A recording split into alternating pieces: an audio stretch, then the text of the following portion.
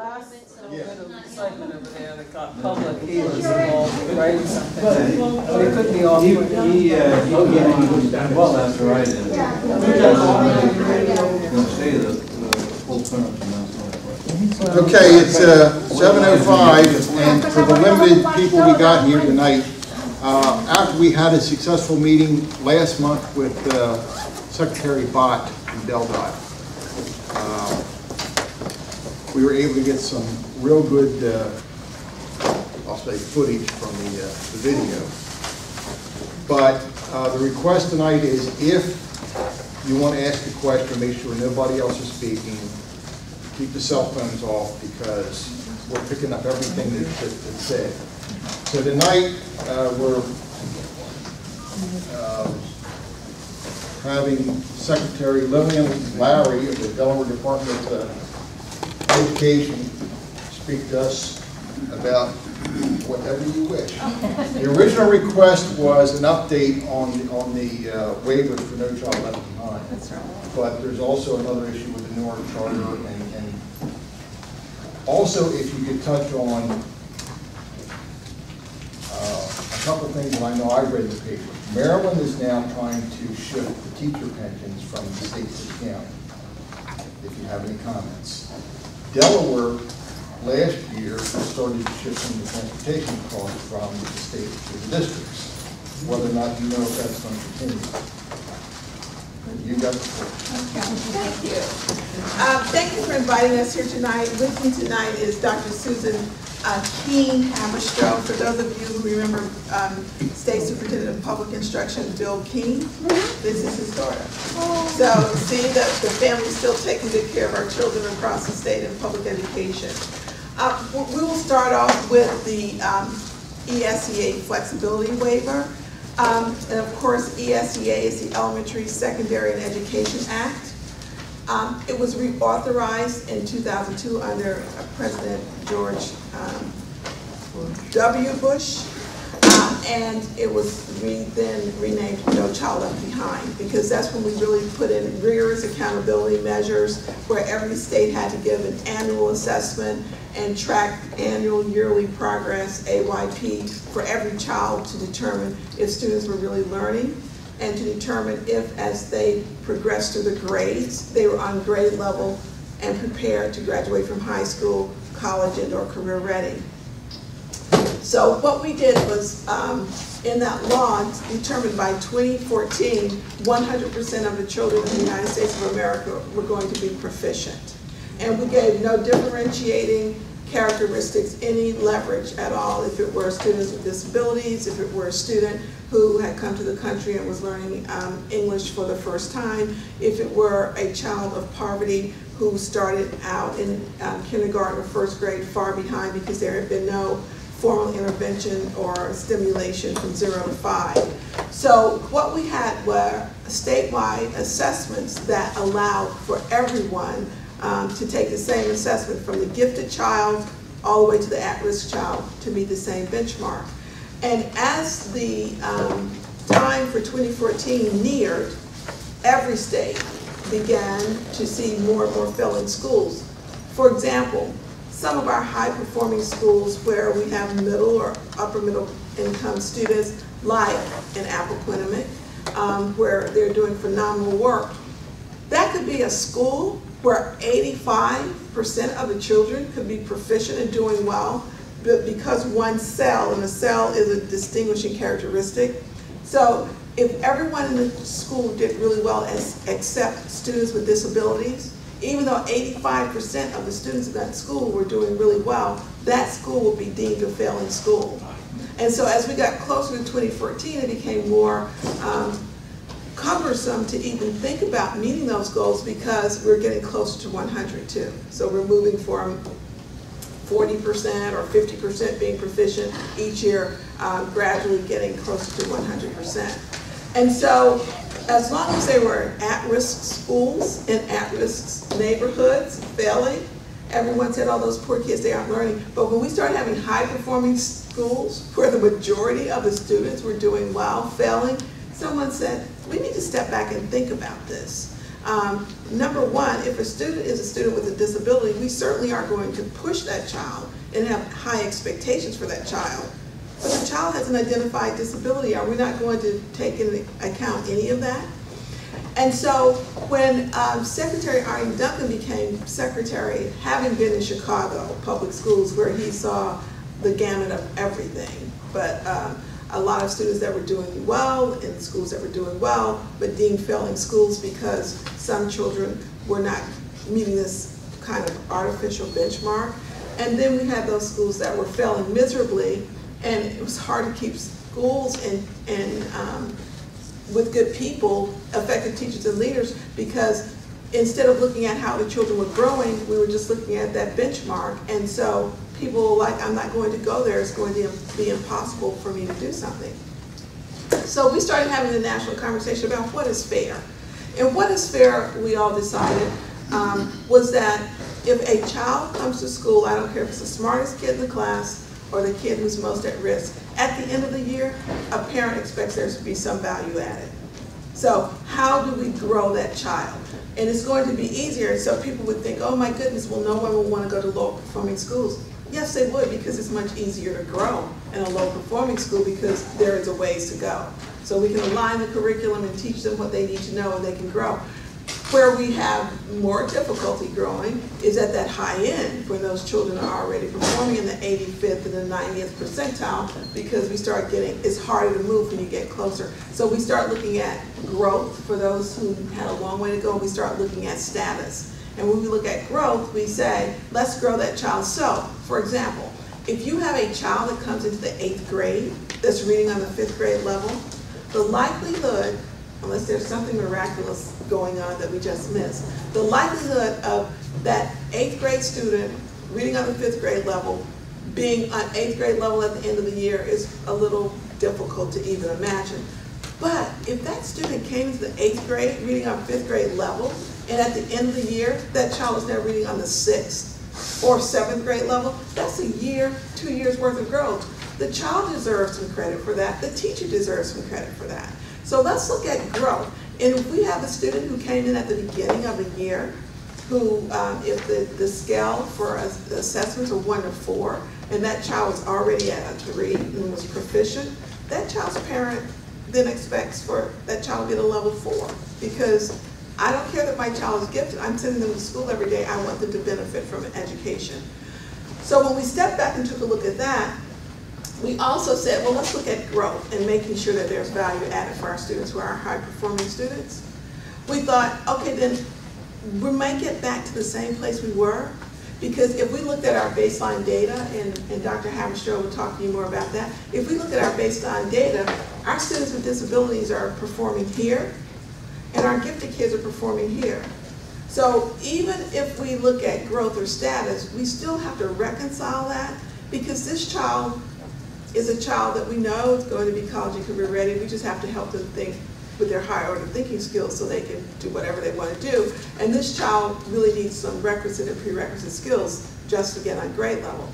So Susan's going to talk to you about what we talked about, differentiated scales. So what it does more than anything else is individualizes to the group of students, the subgroup of students, African American, African American males, African American females, Latino or Hispanic males and males, English language learners, white females, white males, Asian males, American Indians. All of those things are called cells because each one of them have a different characteristic, and No Child Left Behind requires for us to look at every child. So when they say No Child Left Behind, what they were saying is we don't care that 85% of your children were performing well. If one child, one subgroup doesn't get it, then you're failing.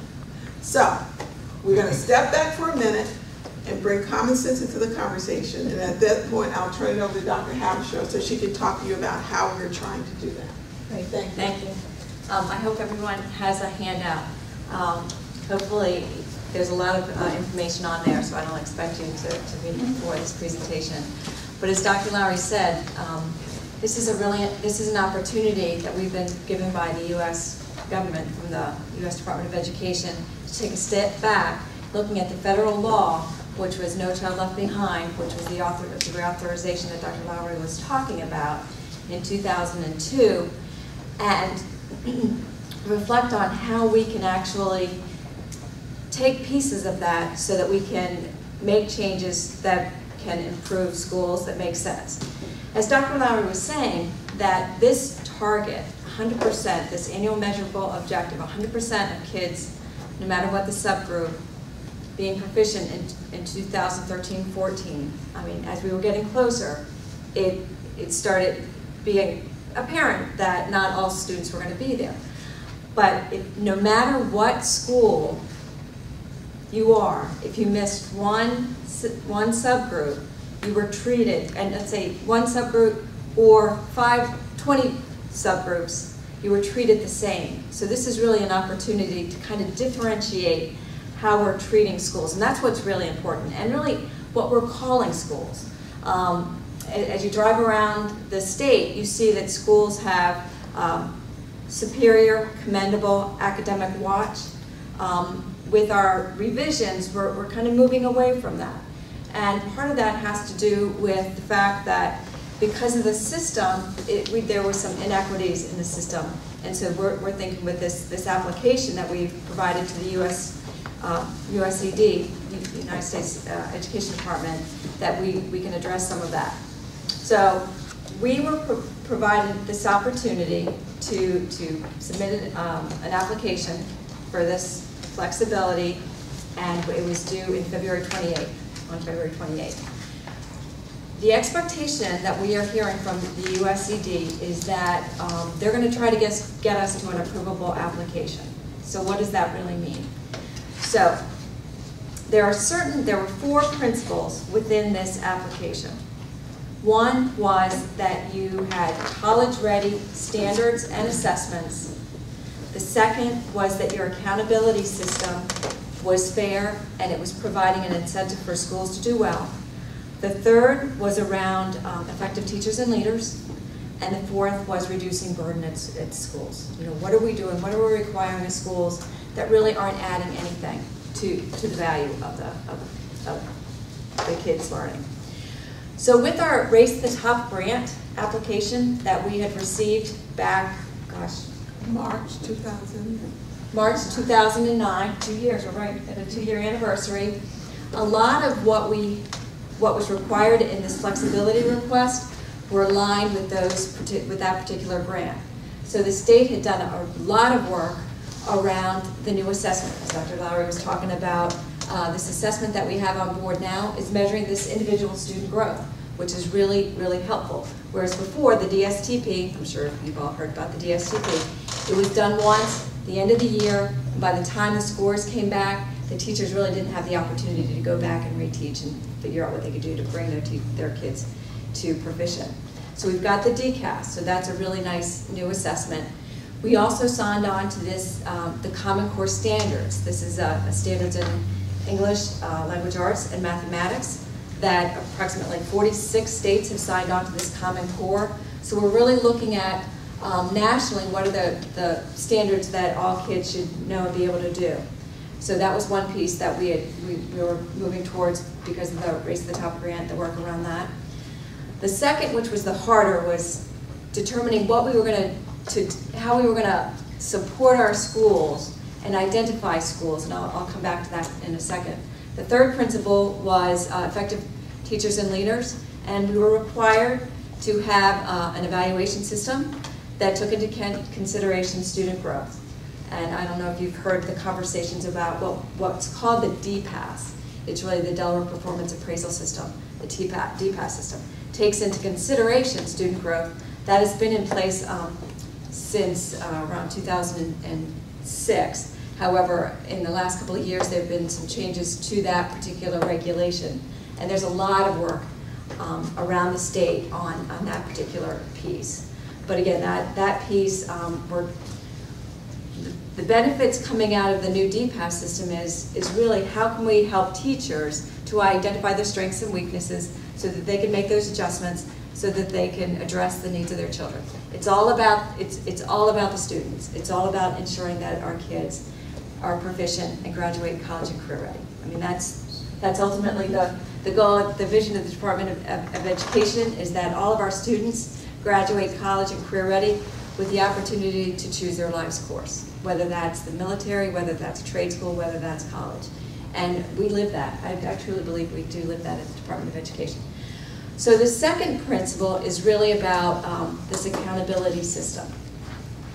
So because a school misses a target, and I'll talk about those in a second, it doesn't automatically mean that they go into school improvement, that they have to offer choice, and that's No Child Left Behind choice. That's different than our statewide choice system that probably you're all familiar with.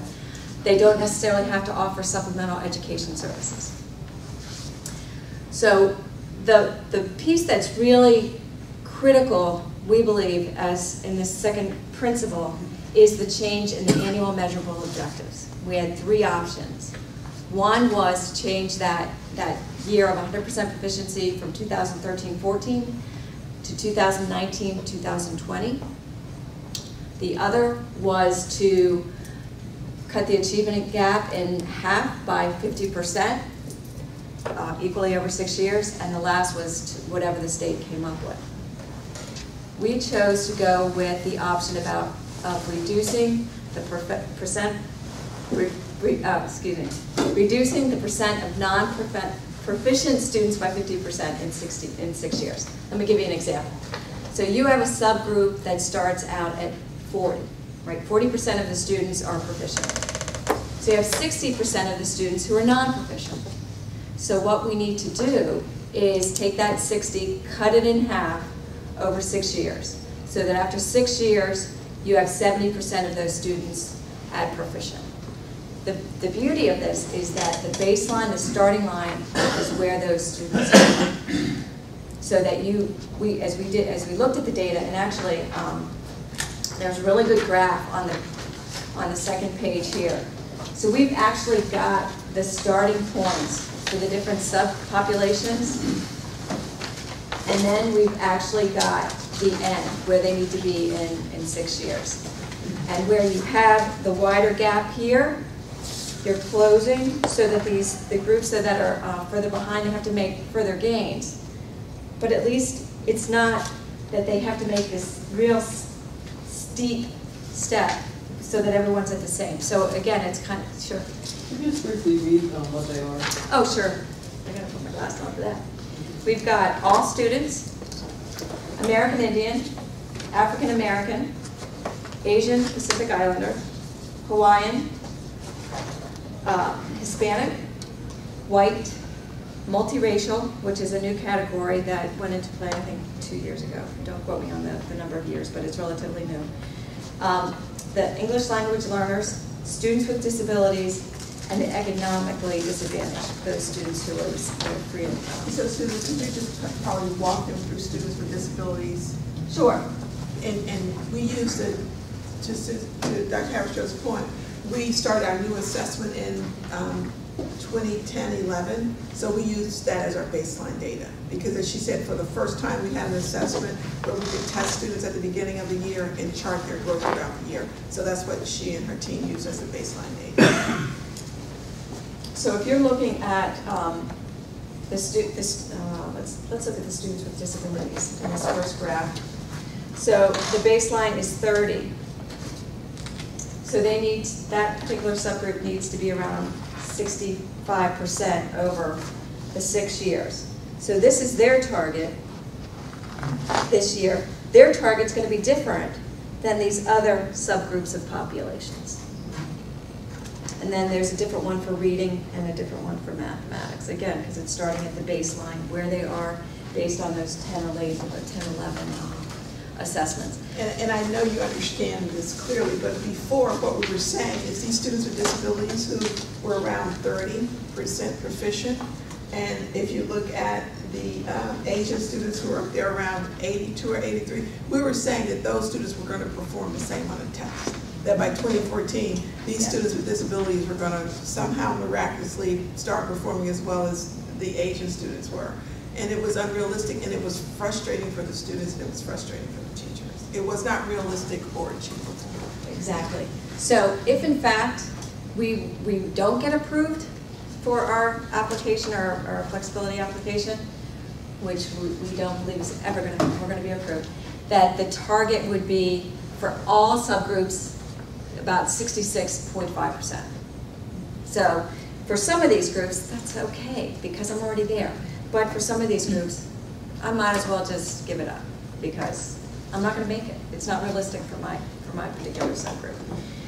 So that's kind of the. Did you have one? 66.5 by 2014. Yeah, and our application is online. If we didn't get the Yeah. flexibility, we would have to be there this year. Yeah, At the end of this year. 2012. Yes. Just Yes, one for every student. double check too, when you have the economically disadvantaged Yeah. students, I take it that's sort of not separate from these other groups, but it actually includes representatives from all of the other groups. Is that right? and you're raising a great point. Is that if I'm following your thought, is that you may have one student who may be in economically disadvantaged subgroup. They might be in students with disabilities. They're going to be in the all, and they're going to be in one of the race. Right. So that student counts 4 times. Right. I mean, that And by the way, they could be ELL. And they could Just be to EL make it too. interesting. Yes. Yeah. that doesn't go away. That really doesn't go away with this, but that's one of the issues with the legislation as written anyway. But absolutely, these aren't unduplicated students. Right. Okay. Thank you. When Yes. you talk about students with disabilities, what disabilities do you mean? It's the categories of disabilities from a learning disability to autism to other health impaired to all of the federal categories. It could be physical difficulties, or it could be stupidity, or it could be half a dozen different things, couldn't it? Except for the 1% that's severely cognitively disabled, and that's about 1,200 kids in the state of Delaware. But you're absolutely right, and that's the question that our chiefs, our superintendents have come to us and talked about as far as getting professional development for their teachers. Because we say students with disabilities in this big umbrella like, and you're right, there are gradations, emotional disabilities, other health impaired, cognitive disabilities, there are all kinds of disabilities. Any student that has a 504 plan might qualify as a disabled child, or no? I'm not sure about a 504. It's not not IEP. 504. No, they do not. 504 does not count as Yeah. students with disabilities. They have to have an individual education plan. What's 504? So basically, it's any kid that, Americans with Disabilities Act allows students in schools to have a 504, where if they don't qualify for an IEP, if they don't meet the kind of threshold that is there, if they still have medical reasons that they need special accommodations, they can get it through the American Disabilities Act. Attention deficit, they might, quite frequently, it's the easiest one to identify. They might fully qualify as fully cognitive in many other respects, but they're fidgety, or they have, so the teachers try to accommodate them in some way and keep them on track. Yes, Rebecca. so every child in the students with disabilities is getting an IEP. Has an IEP. That would be A. That would be, yes, an individual education program, and yes, that's how they would be identified as a student with disabilities. That's for this category. It does not include your 504 students. I'm sitting here listening to you and looking at the graph, and I'm trying to figure out how you can have this racial delineation and not consider it discriminatory. And you're racially segregating how you're evaluating students. After a number of years on one of the school boards, I always looked at things much more defined by socioeconomics. The lower the socioeconomic rung on the ladder, the more difficult it is going to bring that kid up to grade point level, irregardless of what race they come from. White, black, whatever it is, it's socioeconomics, community they're in, all the things they deal with. Are you in any way uncomfortable with that kind of delineation or separation of the children? I'm not, and I'll tell you why, as to the question that was asked earlier, that child is probably in for at least 3 or 4 of those. Right. And so it's kind of like when the tide rises, it takes all the ships. So if it's a black kid who is a child with also disabilities, if we do something to help that child, all of those subgroups will automatically go up. That's one of the things, even on both sides of the aisle, at the federal level, when they are talking about the reauthorization, one thing that nobody wants to move away from is that are those disaggregated data. So I just, I agree with you on one level that it is about socioeconomics, and it's just as simple as 0 to 5. They probably have prenatal care, and parents take them to restaurants and museums and all those things, read to them. But even in the research, and it's a weird thing, I think the most, one of the first studies was done in Shaker Heights in Ohio. There were these African-American kids who lived in this very wealthy community, integrated community. They were still in the achievement gap. We don't know what was going on there, if it's expectation or whatever, so anyway, yes. Thank you. Oh, I'm sorry. I've already asked one, so you asked first, then I'll. If you did not make the separation into those groups, there would be no way of checking to make sure that one group was not being discriminated against in the outcome. When we work in districts where there is that dichotomy of wealth and poverty, the aggregate scores camouflages a lot, because those students up here are so strong that they perform so well that they can kind of mask how underperforming some of the kids are. So I think that was one of the reasons when they reauthorized in 2002, they broke that out so that they could see where the needs were. Yes, sir. One of my observations about this is something that goes from way back with my work experience, which is the way we go about solving a problem is very dependent upon how we go about measuring the problem, okay? And Bill kind of touched on it, and I know that you address this to a certain degree where you talk about the economically disadvantaged. So that is in them, okay? But as you said, there's a lot of racial component in here. Right. But what strikes me as significantly missing here is family structure, okay? That is, do kids from broken families perform as well as students in intact families? And at a certain level, you can say, well, we can't control that, but then again, you can't control racial mix either, right? But the other part is, I would say you actually have more control over family structure than you do over, say, race, because there are all sorts of things you can have, counseling for parents, but more significantly, you are educating the generations of the future. What courses are you taking these kids through that teach them how to have healthy, happy, married relationships that stay intact so that they have children from intact relationships, okay? But then again, we can't even say whether that makes a difference because we don't even measure that, okay? That's my point. I would just say, and briefly, we walk into interesting waters when we start trying to, a teacher is trained to teach science, math, social studies, but we do have family life education in our schools and health education where we do try to touch on some of those things. Okay, because when I was in high school, we had sex education, which is very different from family education. No, it's a little different now. In Delaware, you even mentioned sex education and people hit the ceiling. Those are very generous. If you talk about family life education, you might get away with it. Yes, sir. You should have questions after. 2 observations.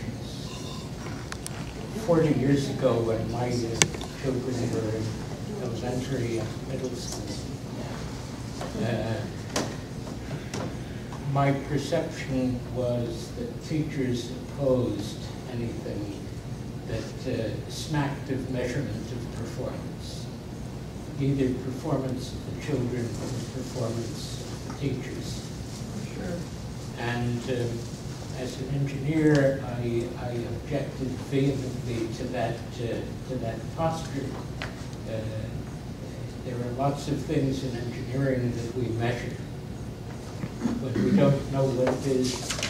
We don't know the relevance of the measurement, but we know that if we measure something, a bright idea will come eventually as to how to measure something better. And I see that progress, that you're thrashing around in successive generations of measurement. You started out measuring something and you said, that's not very good, you're going to look for something better. Now, let me say, when I look at this, I assume that what you're doing is smearing across grade levels. This is a statewide group, yes. So the elementary schools would be the same as the middle and the high schools. But that's one piece of the accountability. And as I talk a little bit more about the system, what we're trying to do with this new accountability is to identify the needs of the district and certain classifications of schools. We have to identify certain classifications of school under the ESEA flexibility. One is our partnership zone schools, one is our focus schools, which have large gaps or a number of low-performing subgroups. And then we also have reward schools. So we're as part of our accountability system, we're going to be able to identify those schools that are really doing well. And then, let me just try to go a little bit further. So with the support system, what we plan to do is really look at the data at the LEA level and their schools so that we can target those supports, and it's not a one-size-fits-all, whereas the No Child Left Behind, the way it's structured right now, all schools kind of have to do the same thing, so that we're planning to redeploy the resources across the state at the Department of Education, so if there's an identified need for, let's say it's a school that has a problem, or their EL students are doing really poorly, let's figure out why, and let's go provide those services so that they can target that particular issue, that need. So it's really about identifying needs, and that's really where the direction that we're moving in. And if I could just add to what Susan's saying, so this is where we were. She talked to you about the commendable and the superior schools. There was something called safe harbor. So if the children didn't meet that 66.5% proficiency rate next year, but they did 10% better than they did the year before, they would be okay. They would no longer be considered a failing school. So what if 10% better than what they did the year before was moving from 20% to 30%? Really, we have a commendable out there on that school? That's what we were doing. So the whole thing, like she said early on, was upside down and didn't make sense. This is better because it closes the gap. They have to show that they're closing that gap and that more and more students are becoming proficient. Yes. There's been a debate for years about the number of school districts. And I'm sitting here trying to figure out how the application of this metric in fact crosses the school boundaries. And wouldn't it be simpler for you if we had fewer school districts? So what this does is that doesn't touch fewer school districts or not. It looks at every child in every school in the state. And so to the earlier question, that data that Dr. Hapshaw is showing captures every child. That political conversation about whether we should have fewer school districts or not is a whole nother conversation. And so where I am right now is where I have to spend my energy is making sure the kids in schools have what they need. And I don't want to get so caught up in fighting boundaries that we take our eye off the ball. I'm not saying it's not a conversation we should have, by the way. But I think what we need to do is have communities come together with our state officials, our state legislators and others, and talk about the practicality of that or not. When we get caught up in it, we get sidetracked away from teaching to people circling the wagons trying to protect their territory. So it's a balance that we're trying to make here. We'll come back to your sheet. Well, this has a lot of promise. but funding would come into mind, that you are from a centralized office, you will be assessing needs in particular LEAs throughout the state and more intensive needs-based support. What is the funding mechanism for this kind of support? And so two things Dr. Hapshaw will talk about. She'll talk about the funding mechanism, but she'll also talk about the ownership that the districts have. We aren't going to assess. They're going to assess and write their own plans. We just approve them. Right. She can. So the LEA funds that an LEA gets under the federal program does not change. What does LEA? I'm sorry, local education agency. In Delaware, that means districts and charter schools. And I apologize. LEA is a federal term. Yeah, just and SE, if you ever hear the Every term. once in a while, we ask you to speak English. I know, I apologize. I know, slap my hand. She said, when she said the first time, I'm like, if they don't ask, they already know what it is, I'm going to let it go. So the federal funding is what percent? I don't have the breakdown of the federal funds that go to the districts and the charter schools, but this doesn't change how much money they get. This would not change how much money they get. It does change how they can use it, whereas before they were required to have certain set-asides, certain money they had to put aside for supplemental education services, which are those tutoring services, or funds to transport students who wanted to choice to another school, a better school within their district, or if there was an agreement with another district. Besides Title I dollars, it's all other federal funds, yeah. about 5% of each. And so now, instead of doing that, instead of transporting kids all around or going to some of these services that work and some that don't, the district can have an opportunity to have a longer school day or a longer school year. They have more flexibility around that money and how they use that money to service those children. So that is one of the benefits that is coming out of this flexibility is that those specific funds that had to be set aside for certain activities. Yes, ma'am. It seems to me that you probably have about 100,000 pupils in the school system statewide. 128. Okay, which is about 10,000 per grade in kindergarten.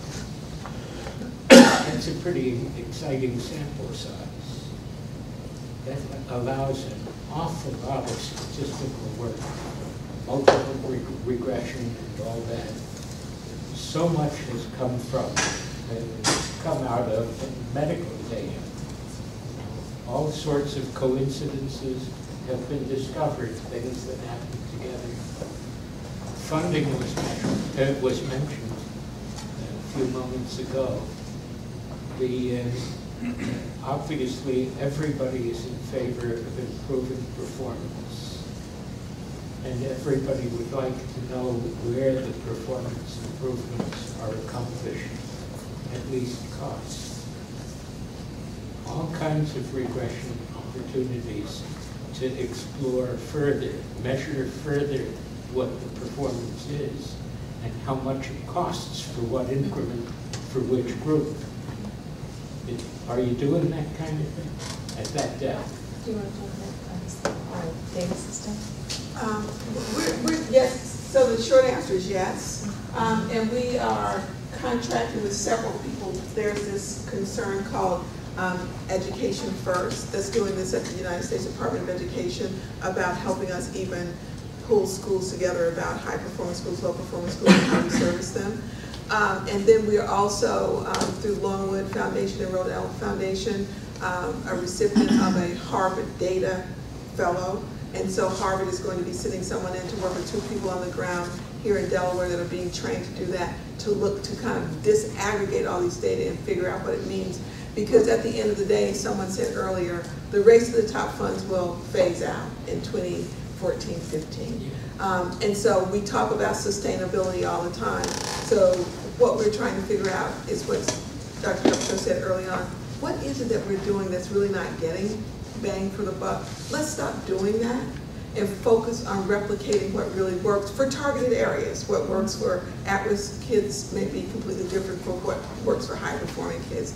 So that is a conversation that we have with them as they're building their plan. So the short answer is yes, for 2 reasons.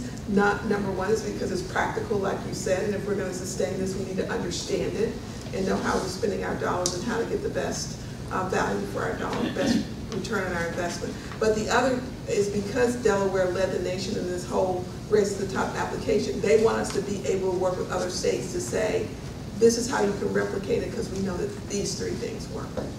So.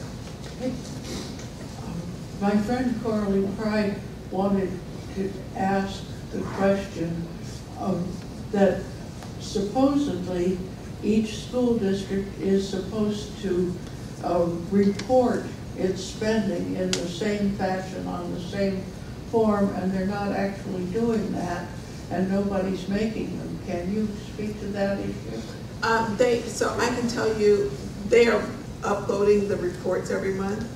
The level of detail varies from district to district. What we check to make sure is that they have uploaded the report, and that is still an iterative process. Dr. Hamster is also our policy analyst, works very closely with the legislative. But you can't compare one district's spending with another district's spending because they're put together in different fashions. In different districts, we're working through all this, they code things differently. For example, the Lieutenant Governor does this study every year about how many administrators districts have, and the districts get so upset when that report comes out.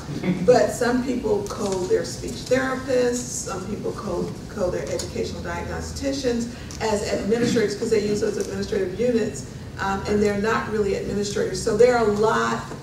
What we need to do is get a common language and a common, your friend is right, a common language with a common reporting structure to clean that up and make it more easily read by the public at large so they can understand it. There is an effort to do that. Yes, yes. It's probably going to take some time, but it's... Are you on that committee? Are you on that? Lieutenant Governor Den and Representative Barbieri and Representative Darrell Scott and some others are convening the committee. You didn't want easy questions, did you? No, I love you.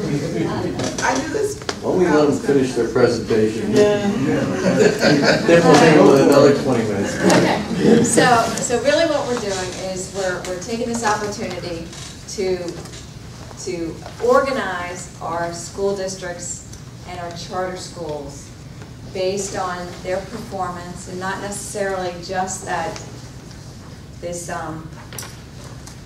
straight determination as to where they fall out on this, but also looking at some other data so that we can organize these school districts under what we have the Delaware education support system. We're going to organize them under levels of support.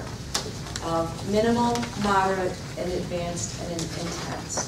So a minimal district, there's a set of activities or professional development and technical assistance that all districts would get. But then if you go in and are identified as a moderate district, you're going to get a little bit more advanced, a little bit more, and intense. There's going to be a lot more one-on-one. There's going to be a lot more of the state coming in and doing some one-on-one monitoring. So part of it is, it may be that the district, after a needs assessment, is that they just may not be strong in, I don't know, give me an example, school discipline for whatever reason, and they need some help in ensuring that positive behavior supports, which is a program that many of our schools use, is being implemented to fidelity.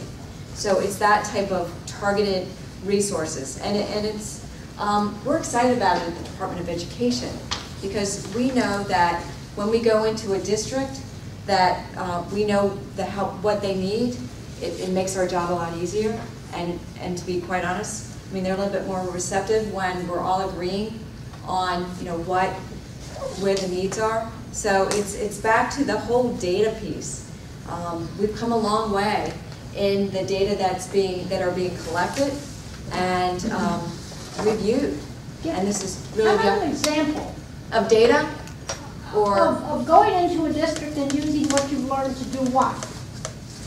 With a particular grade level? With a particular it could be at a particular grade level. It could be in math. Let's say, based on a real-life case? Let me give one. Yeah. So, Howard Technical School was put in the partnership zone. The partnership zone is a accumulation of our 5% lowest achieving schools. And so one of the first things that he did, and the data there are just really great data, is to actually align the curriculum with what the kids were on what they were going to be assessed. But what he realized too is the literacy skills weren't as strong as they should be. So for 9th graders, they have both a double block of English language arts and a double block of math. So by the time they get to their senior year, some of them can go a half day anyway because they've kind of finished all their requirements. So at the front end, they're going to take away some electives that they would have taken their freshman year and use those for academic purposes. And I am telling you, and we should have brought some of the data, but we can share that with you and you can share with them, exponential proficiency growth because they're focused on the curriculum, the standards that they need to learn, and they get time. So if there are blocks, so if in high schools that have blocks, a student would have first, third, 5th, and 7th period one day, and then 2nd, 4th, and 6th one day, and 8th. So they have 4 and 4. So every other day you would go. What they're doing is no, you go to English language arts every day, and you go to math every day. The students and their parents push back about that initially. That's not fair. I'm telling you, they love it. They absolutely love it now.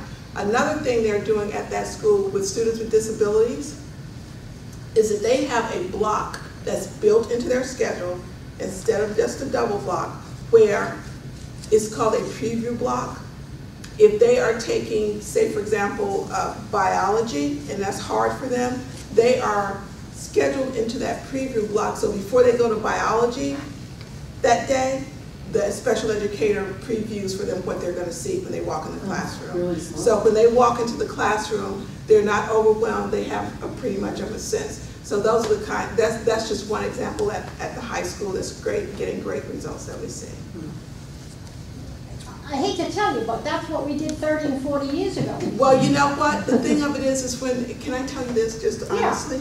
Because I'm no old child left too. behind I'm has old. been screwed up. We used to tell kids what was appropriate dress and what was inappropriate dress, and we strayed away from that. When I was an English teacher, I taught students how to diagram sentences. Me too. So they knew the language, they knew how to talk, they knew nominative case, objective case, possessive case. We went to whole language and creative writing. So I'm telling you, you're absolutely right, but what we did is we walked our students away from some fundamental skills that they didn't have. And every teacher every year assumed that the teacher before me did it, and the teacher before me did it, and those were those gaps. So a lot of it is we fixed some things that weren't broken, so we're going back to what we know works. All right. Yeah. On a related note, I've heard a lot of teachers sort of deride standardized exams because it forces them to teach to the test. And I could never really understand that because if it's a well-designed test, teaching to the test is a good thing to do. So I just wanted to hear your opinion on this. I mean, am I crazy? You say what I say all the time when I get that question. If it's the right test, if these are the standards that the students should be able to master, and this is what we're saying is essential knowledge for them to move from one grade level to the other. The only way we can know if they're getting that essential knowledge is to test to see if they're getting it. So if it's the right test with the right knowledge, teach to it. That's my answer all the time. Thank you. Thank you. Okay. How much more you got? I think that pretty much covers it. I mean, it's an opportunity. Stay tuned. The application goes to our peer reviewers, national peer reviewers, reviewers from across the country next week. We have our first call on Monday at 3. So you filed your application 2 months ago when you met with February another 20th. meeting February at the 20th. Jillian building. Yeah. You're waiting for the federal government to come back and say whether they accept this modified structure or not. Is there a chance that they'll come back and they'll say, we appreciate this aspect and that, but we're not going to allow this or not going to allow that? Will there be some? There's back and forth. It's not like, Is it a here's your continuing application and either you pass or you fail. Right. We've heard it's a very iterative process. Right. And actually, we have had 2 phone calls with U.S. Department of Education, just so that it would be prepared to go to the peer reviewers. But I've talked to some other states, and they said, yeah, we're on that. We've been in contact, we've been asked questions, we've been asked 20 times to submit more information. But the key piece, the key takeaway for us, I believe, has been the first round of states, 11 applied, and they all have been approved. So. But I can promise you, standing here with certainty, that the process you described is what's going to happen. I mean, they're going to... They will not take it Oh, no. cut and dry, this all or nothing, and it'll be modified. Yeah, there'll be some iterating. Yeah. Something that Secretary Larry had hit on earlier, and talk about No Child Left Behind. I've had a stick in my craw for 10 years over the damn thing, because it did everything. It guaranteed leaving children behind in some respects. And what bothered me was the abuse within the system, where a child was in a school that clearly was not meeting standards, either by administrative structure, teaching organization, whatever it might be. The parent is involved enough to say, I want my child moved.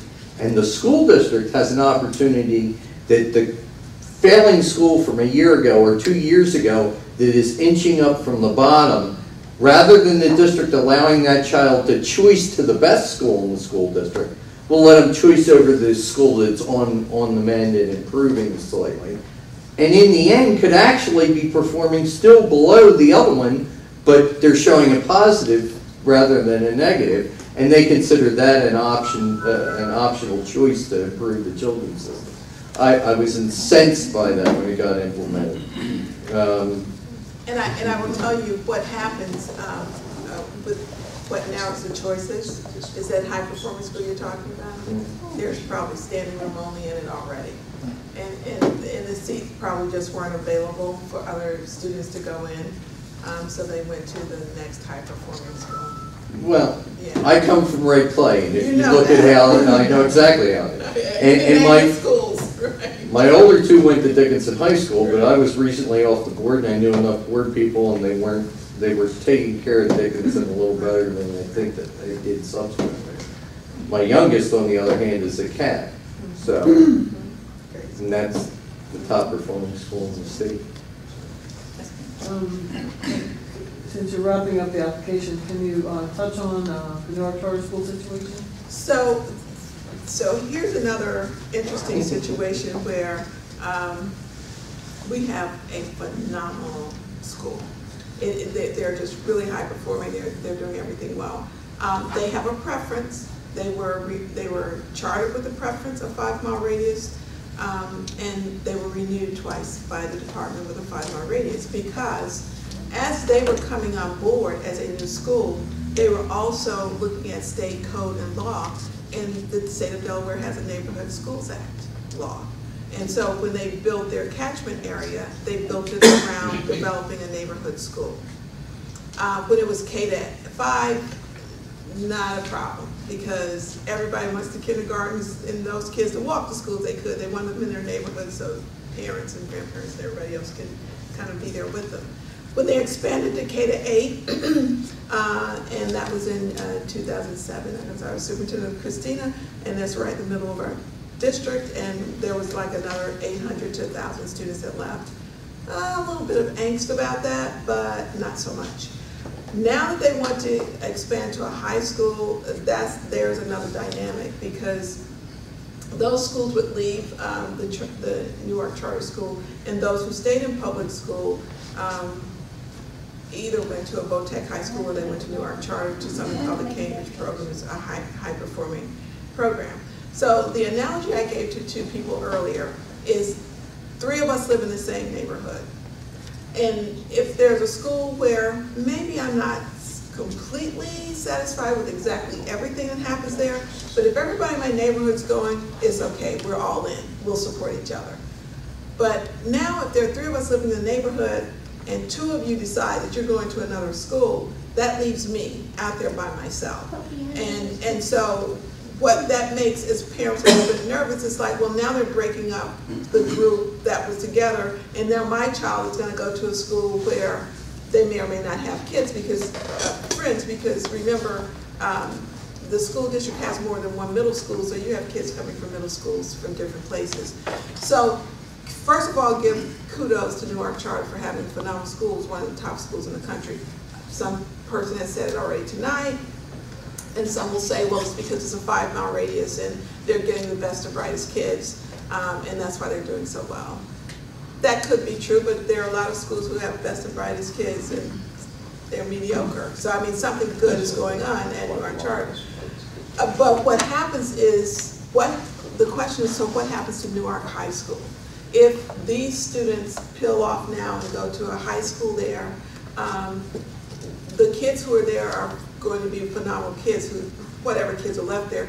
But when you peel the kids off, you peel off the parents. So your band boosters, your choral boosters, the ones who go in and know the right questions to ask to teachers and administrators when things aren't going the way they should be. You know, people who are savvy enough to know what they know and push back. That's a huge concern.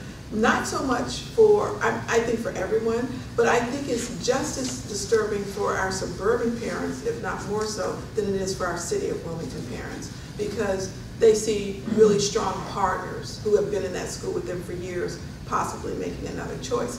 The question becomes, so what do we do about that? Do we now push Newark Charter to review their charter and go away from the 5-mile preference?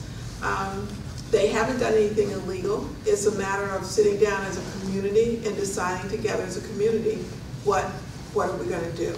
And so I don't have a clean-cut definitive answer for you. I will just say that's why we postponed it for a month, so we could step back, bring some good minds together around this and kind of talk about what does that mean, what is the impact, and what sense of fairness do we have for everyone concerned.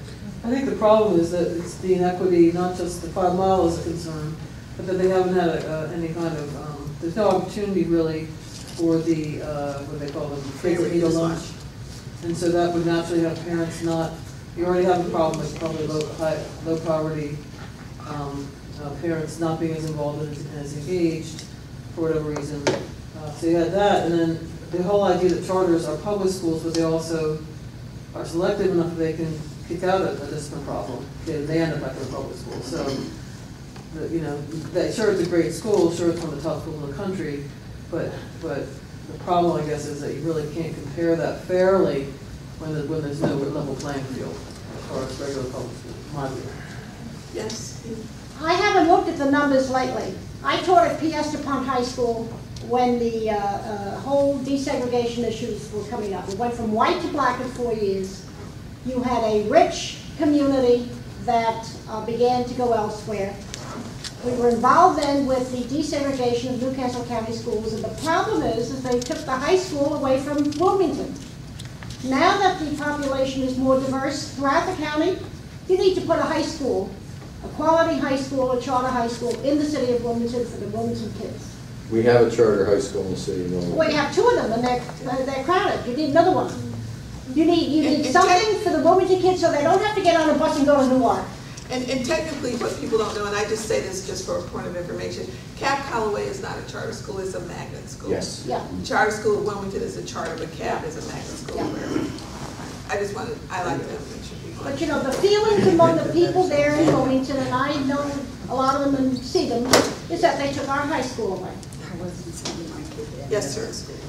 Getting back to the Wilmington Charter School issue, I think there's a couple issues here.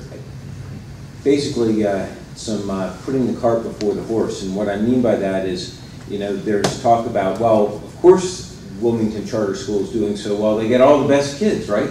Well, I would turn that around and say the best kids want to go to Wilmington Charter School because there's something special about what the people in Wilmington Charter School is doing. And to suddenly turn around and start restricting Wilmington Charter School in some way is actually a form of punishing good performance. It gets back to the old thing, no good deed goes unpunished. Here's this school doing outstanding, and because of the great job they're doing, they're attracting the best students, and they can say yes or no, and if you don't shape up and play by our rules, you're out. and all of a sudden they're going to be punished for doing that? I mean, Dave. this is what the whole competitive thing is I think about. people agree with you, but I think there are some people who live outside of that 5-mile preference who would love to have that opportunity, and they don't have it. So that's the conversation we've got to have. I mean, 5-mile radius, if you go outside that 5-mile radius, you still have some really engaged, interesting parents, and then you have other, just like the charter school of Wilmington, I mean, a little broader net. Doesn't that mean there's a need for another Wilmington charter school, quality school? There's a Wait, problem. are you talking about Wilmington or Newark? Newark. Keep saying Wilmington. like- Well, he's referring to the history of the Wilmington, the charter school of Wilmington High. In that specific case, and I'm not attaching it to Newark, I know for a fact that their previous superintendent, or however they defined it, was not only requesting that the students come in over the summer, or it was late spring, take an evaluation test, but was also going to DSC and pulling up all the resources of all these students' backgrounds all the way back. Under Delaware state law, you have so many applicants to get into the program. You can evaluate those students as to how you're going to delineate them when they come into the system, but you are not allowed to pluck and choose who you want and who you don't. And I know that there was a period of time where they were actually doing that. If you're trying to build an argument that says this is where public education wants to go and we need to go, that's the way you manipulate the process. That was the bad part about it. That was a violation of state law. My problem with charters is having a conversation with Bill Manning, and I'm sure you know who Bill Manning is, arguing with, or telling me his position about charter schools. He made the argument that charter schools are moving forward because we need a way to evaluate different ways to utilize the process within the public education system. And when we learn something about a better way to educate, we now have a point of experience so that we can take it back and apply it to the rest of the system. Newark Charter would be a good example. Charter School at Wilmington High would be another good one. Macomba, or the one that failed in the city of Coomba. Oh, Moyer. Yeah. Would be a bad example. But you can take that and lead it back to the classic systems, the broad school districts, Appleton and whatnot. But that's never been done. Right, I agree. They made the argument that this is how we ought to apply the information we learned through the utilization of the charter concept, but nobody ever takes it back to the system.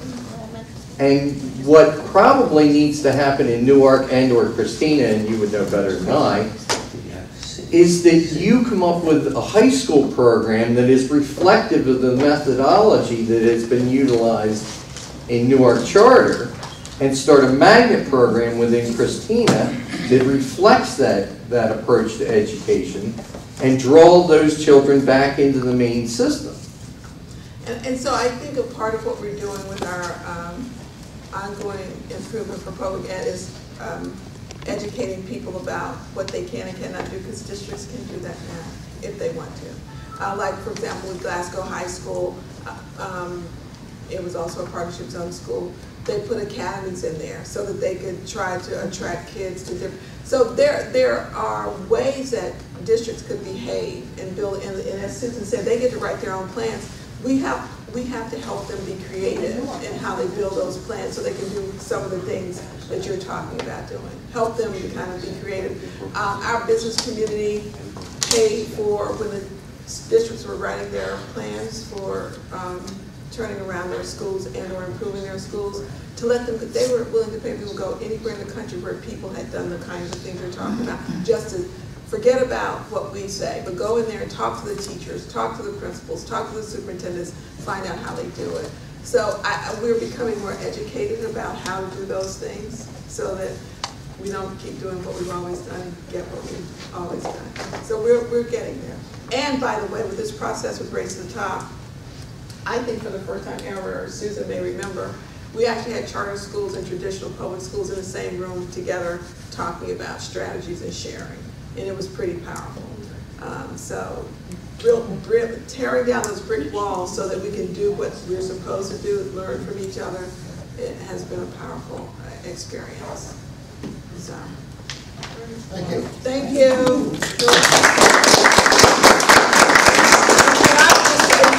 Dr. Haberstroh is one of the most modest people I've ever met. She didn't even sleep nights. 24/7 Sundays, all the time emailing me. And we've already gotten feedback from the United States Department of Education that we have such a stellar application is because of her leadership in the hard work.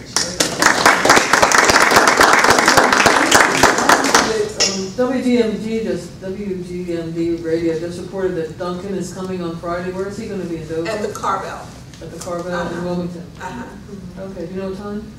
It's a private meeting because he's a United States Cabinet Secretary. So there's security, and so we had to submit names. He's coming in to meet with the people who are leading the work, the board presidents, his or her representative, the teacher union president or his or her designee, and the superintendent. He just wants to say thank you to these people who've been leading the work. But they said there was a press opportunity after the thing, so I just want to know generally what. I think it's a press opportunity with the people who have clearance to be in the room. I don't know. I may qualify. I don't know. I don't know. I'm just saying what was reported. We can find out. The press opportunities, he just wants to be able to answer some questions. I think he might be somewhere. But it's going to be in Carvel. I don't know if we have that on, we probably don't have that online since Secret Service is engaged. Yeah. I think there was a media release that was, did you see the media release? Yes. Is that what you saw?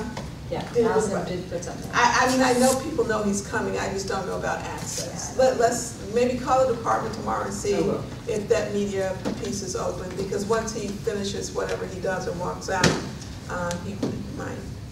That's what they're saying. He's open to media questions.